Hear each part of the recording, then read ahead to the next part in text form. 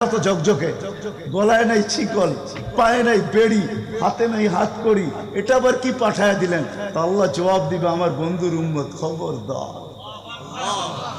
তো ফেরেশতা মালিক জিজ্ঞেস করবে, দারোগা হাত কড়ি নাই কেন?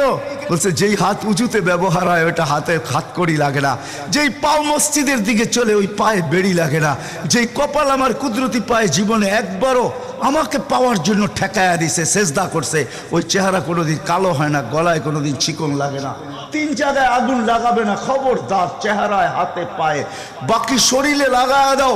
আগুনকে যখন মালিক হুকুম দিবে ধরার জন্য, আল্লাহ আমাদেরকে শিখায় দিবে, স্মরণ করায় দিবে, আমরা কলেমা পড়তে থাকবো। আগুন আসবে আর যাবে, আসবে আর যাবে, ধরবে না। একবার, দুইবার, 3বার হবে।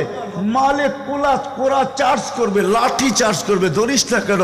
তো আগুন বলবে লাইসা লি সুলতানুন আলা মান ক্বালা লা ইলাহা ইল্লাল্লাহ।